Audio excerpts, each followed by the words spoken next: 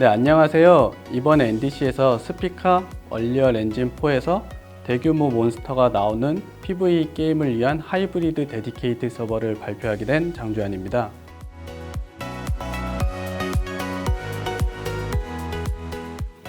네, 저는 게임 서버 프로그래머고요. 리니지2와 V4 같은 MMO 서버를 주로 개발하였습니다. 아키텍처 설계에 최적화에 또 관심이 많고요. 얼리얼 엔진은 매그넘 스튜디오 와서 처음으로 개발해봤습니다. 네, 왼쪽이 이제 제 사진인데요. 사진 쪽에 펭귄이 보이실 텐데요. 네, 펭귄은 제가 좋아하는 동물입니다. 네, 보시면 펭귄이 하늘을 보고 있거든요. 네, 밤하늘에는 무엇이 있을까요? 네, 빛나는 별들이 보일 것 같은데요. 그러면 혹시 그 별들 중에 스피카라고 들어보셨나요? 네, 스피카는 그림처럼 생긴 별인데요. 하나인 것처럼 보이시죠? 네, 하지만 스피카는 하나인 것처럼 보이지만 실제로는 두 개의 별이 공존하고 있는 쌍성입니다. 네, 너무 가까이 붙어 있어서 어떠한 망원경으로도 분리해 볼 수 없고 스펙트럼 분석을 해야 쌍성임을 알 수 있다고 할 정도로 매우 근접해 있다고 합니다.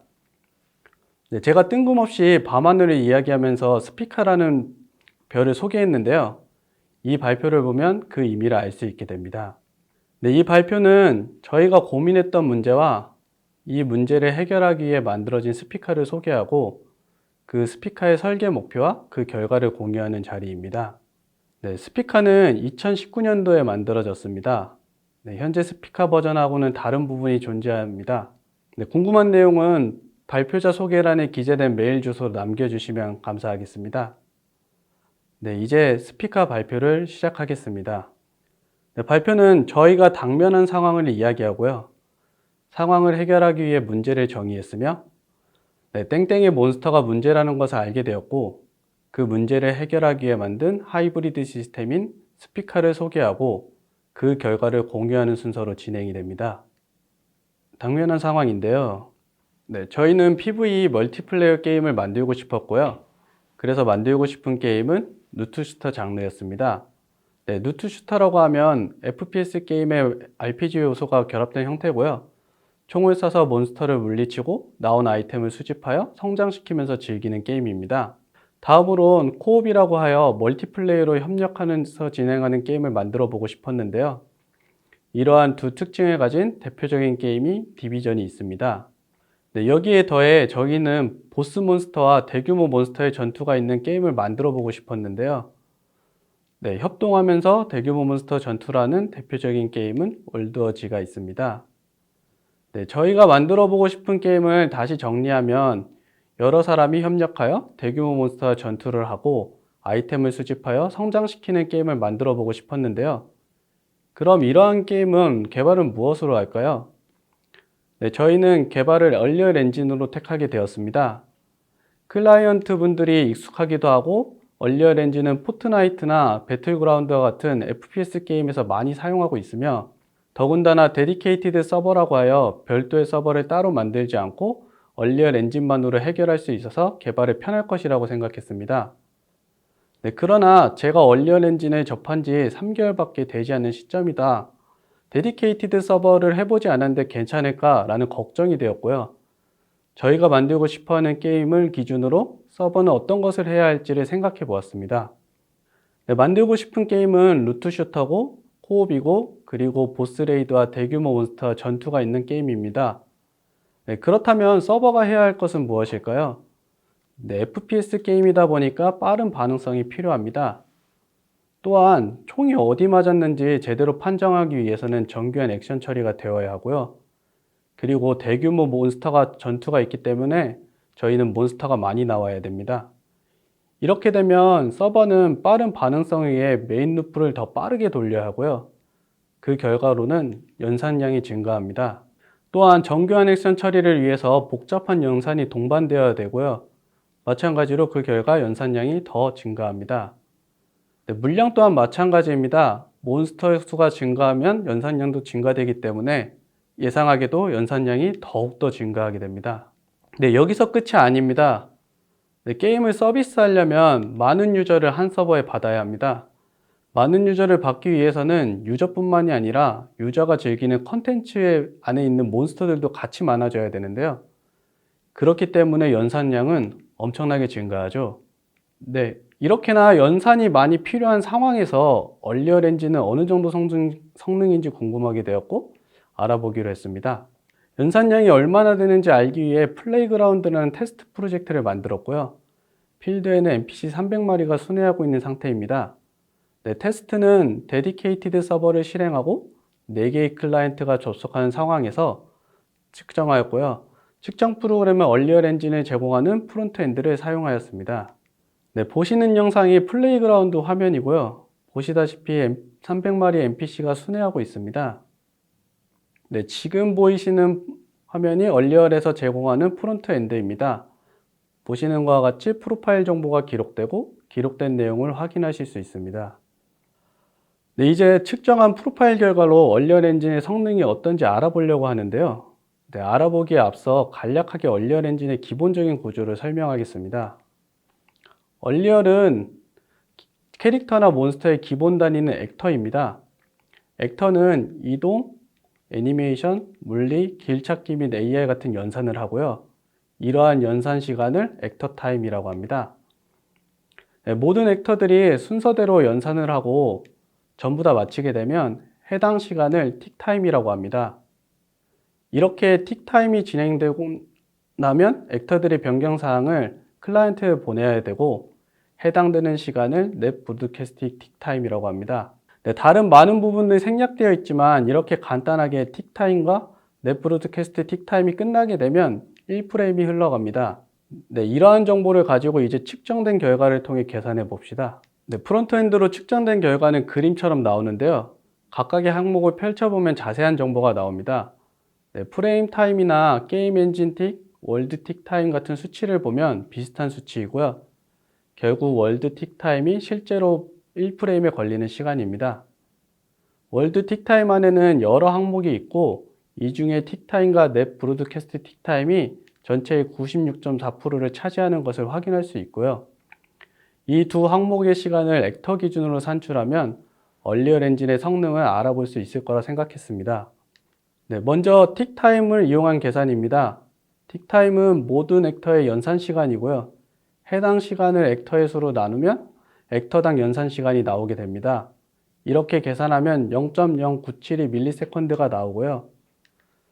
네, 다음으로는 넷 브로드캐스팅 틱타임입니다. 리플리케이션 시간이라고도 부르는데요. 리플리케이션 시간이라고 하면 액터의 변경된 사항만 추려서 유저들에게 전달하는 시간입니다. 이 시간은 틱타임하고 다르게 유저수만큼을 연산하기 때문에 유저수를 곱한 수로 나눠줘야 하는 부분이고요. 이렇게 계산된 수치는 대략 0.0143ms가 나옵니다. 네, 앞의 자료를 기반으로 아래와 같은 환경을 보겠습니다. 표에 보이는 환경은 저의 목표인 코어당 유저 100명을 기준으로 산출하였습니다.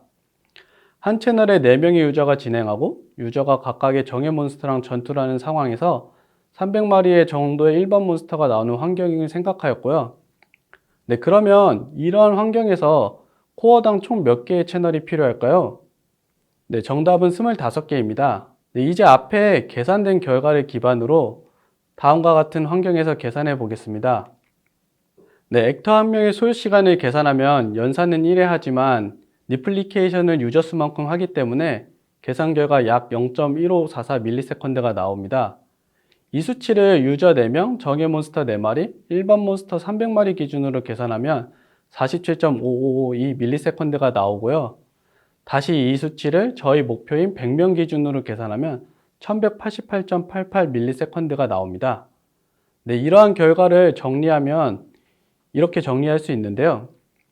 네, 보시다시피 유저 100명, 정예 몬스터 100마리, 일반 몬스터 7500마리의 환경에서 1프레임도 안 나옵니다.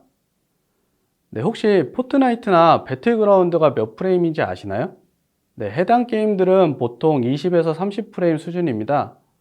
그래서 이렇게 1프레임도 안 나오는 상황은 게임이 불가능한 수준이라고 말할 수 있는데요. 네, 그렇다면 무엇이 문제일까 알아보기 위해 수치를 조정해 봤습니다. 먼저 정예 몬스터의 수를 0으로 해봤습니다. 정예 몬스터는 원래 일반 몬스터 대비 더 많은 연산량을 가져가기 때문에 일반 몬스터와 같은 연산량으로 계산하면 안 되지만 보시는 것과 같이 정의 몬스터를 아예 없앤다고 해도 프레임은 0.01밖에 증가되지 않습니다. 네, 다음으로는 일반 몬스터 수를 0으로 해봤습니다. 보시다시피 32.26으로 30프레임 이상이 확보되는 것을 확인할 수 있습니다. 네, 앞서 계산한 결과를 토대로 해석하면 정의 몬스터의 영향은 미비하고요. 대량의 몬스터가 문제라는 것을 알 수 있었는데요. 그렇다면 대량의 몬스터를 집중적으로 파악해 봅시다. 목차 있던 땡땡의 몬스터는 바로 대량의 몬스터인데요. 그럼 대량의 몬스터가 어떤 특징을 가졌는지 알아보겠습니다. 네, 특징은 주로 중요도가 낮은 몬스터이고요.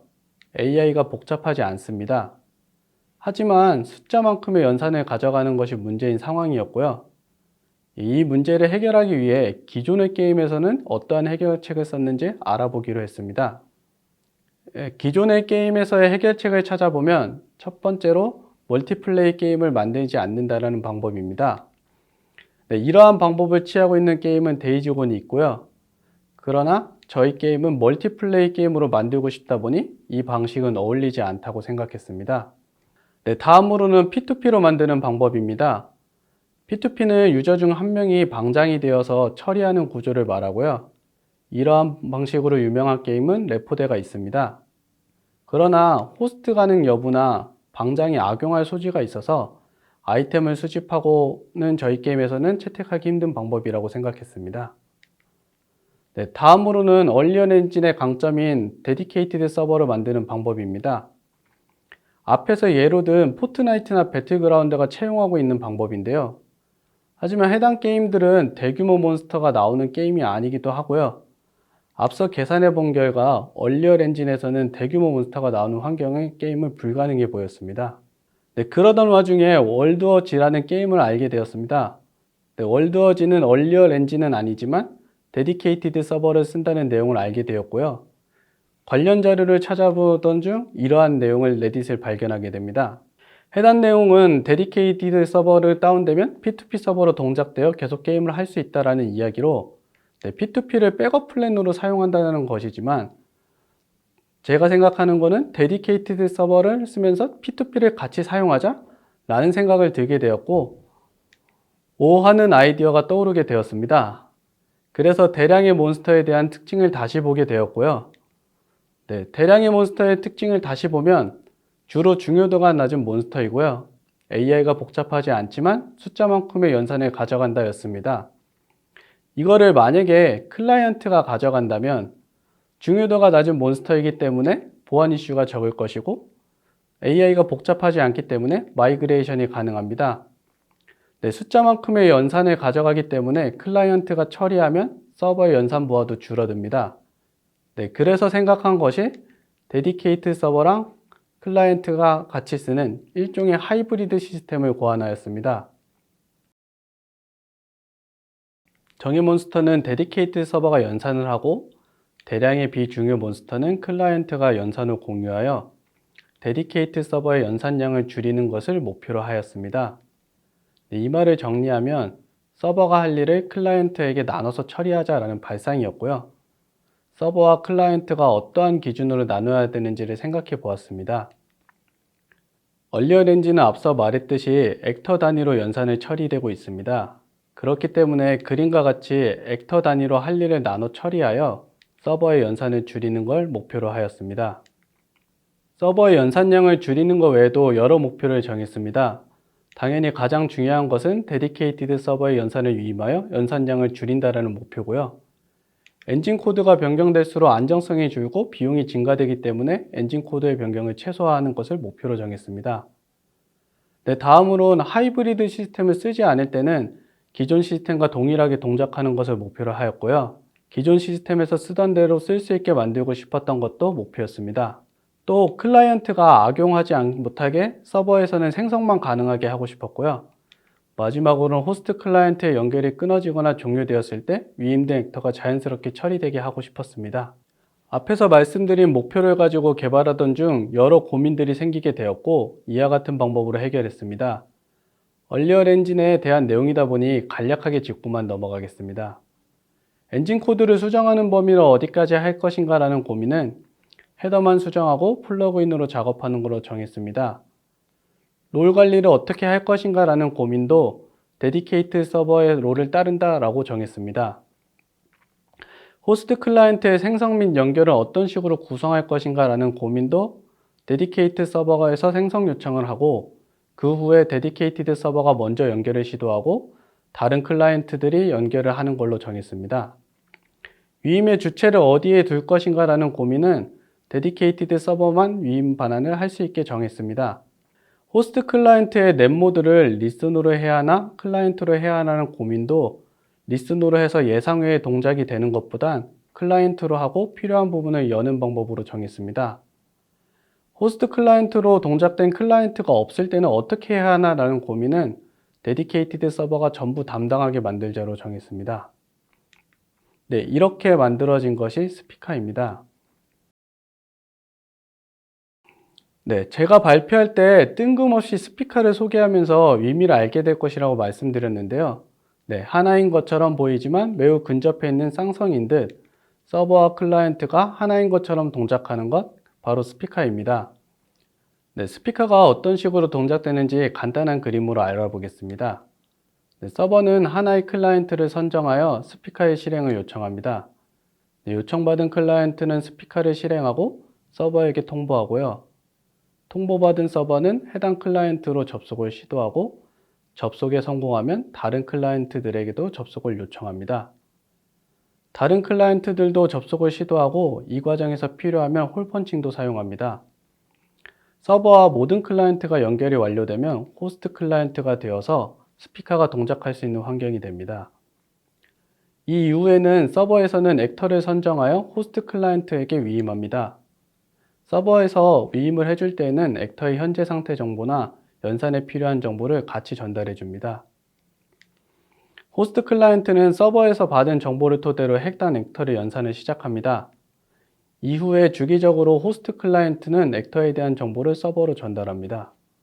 또한 이미 호스트 클라이언트가 있는 상황에서 호스트 클라이언트의 추가도 가능합니다.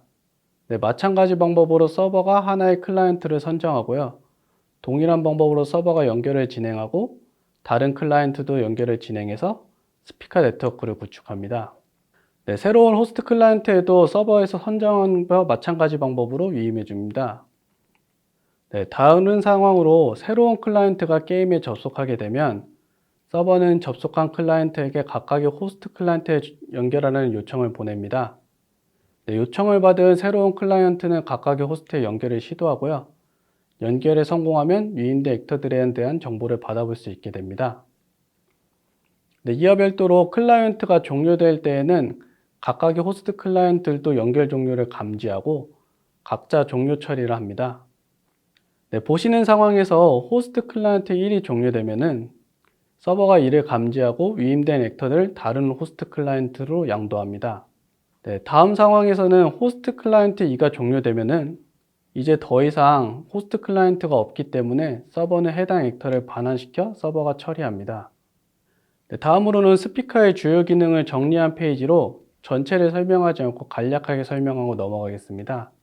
네, 롤 매니저를 통해 롤 관리는 서버에서만 가능하도록 처리했고요. 스폰 컨트롤을 통해 생성 관련 작업도 서버에서만 가능하게 하였습니다. 네, 서버에서는 호스트 클라이언트가 악용하지 않는지 데이터를 감시하는 기능도 있고요. 앞서 잠깐 이야기했듯이 스피카 자체가 스턴 서버가 되어 홀펀칭 통한 연결도 지원합니다. 위임 반환 양도 기능은 그림으로 설명드렸고요. 네, 프로퍼티 리플리케이션이나 RPC 같은 것은 기존과 동일하게 사용하실 수 있습니다. 여기에 더해 서버로만 보내는 RPC가 추가되었습니다. 다음으론 실제로 어떤 식으로 동작되는지를 플레이그라운드 프로젝트를 통해서 확인해 보려고 합니다. 네, 보시기에 앞서 해당 동영상이 어떤 식으로 진행되는지를 설명드리면 데디케이티드 서버와 클라이언트 4개를 실행하고요. 그리고 프론트엔드를 붙입니다.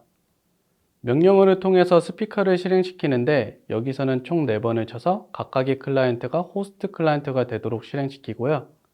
색깔을 넣어서 NPC를 구분하였고 데디케이트 서버는 보라색이고 각각의 호스트 클라이언트들은 자신만의 색상을 가지고 있습니다.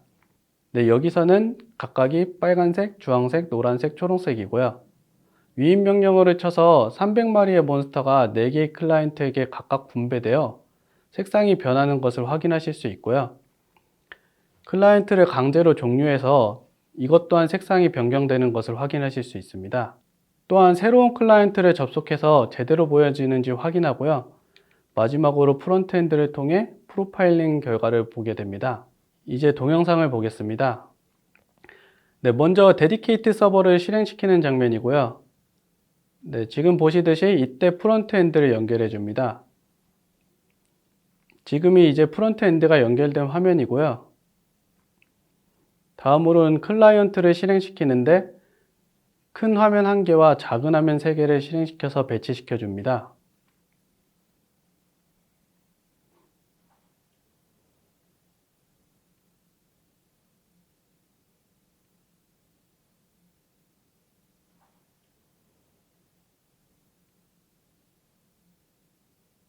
네, 지금 보시는 상황에서는 보라색이 서버에서 연산하고 있는 NPC들이고요. 네, 다음으로는 프로파일링이 제대로 진행되는지를 확인하고요. 네, 지금부터는 명령어를 통해 스피커를 실행시켜주는 부분입니다. 명령어를 총 4번 쳐서 각각의 호스트가 클라이언트가 되도록 하고요.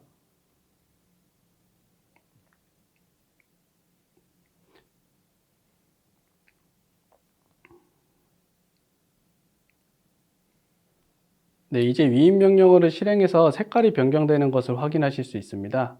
네, 변경된 색상은 각각의 클라이언트가 맡아서 처리하고 있는 상황이고요.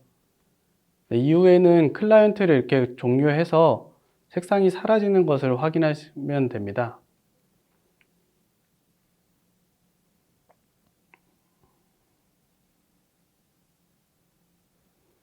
네, 새로운 클라이언트를 접속해 보면 잘 보이시는 것을 확인하실 수 있고요. 네, 마지막으로 프론트엔드를 열어 스피커 사용 전과 사용 후의 프레임을 비교하는 장면입니다. 네, 지금이 사용 전의 프레임을 보여주는 장면이고요. 네, 지금이 이제 사용 후의 프레임을 보여주는 장면입니다.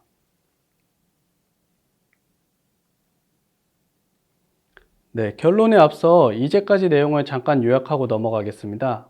저희가 만들고 싶은 게임은 루트슈터의 코옵, 그리고 대규모 몬스터의 전투가 있는 게임이었고, 그걸 만들기 위해 서버는 많은 연산을 요구하였습니다.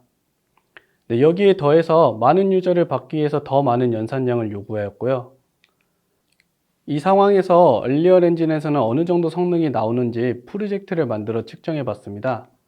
측정된 결과를 토대로 계산해 보면 1프레임도 나오지 않는 게 문제고요.